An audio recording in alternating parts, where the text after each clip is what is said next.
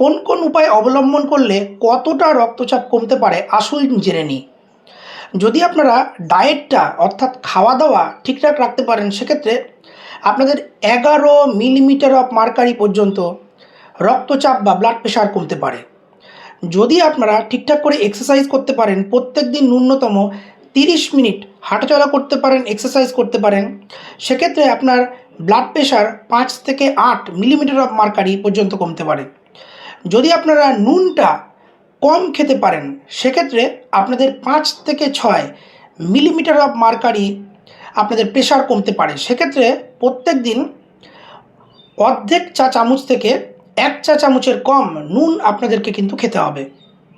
যদি আপনারা ওজনটা নিয়ন্ত্রণে রাখতে পারেন, প্রত্যেক কেজি ওজন যদি কমাতে পারেন, সেক্ষেত্রে একটা অ্যাপ্রক্সিমেট 1 মিলিমিটার অফ মার্কারি পর্যন্ত ওজন আপনাদের কমতে পারে। যদি আপনারা মদ খাওয়া কমিয়ে দিতে পারেন, সেক্ষেত্রে কিন্তু 4 মিলিমিটার অফ মার্কারি পর্যন্ত আপনাদের ব্লাড প্রেশার বা রক্তচাপ কমতে পারে।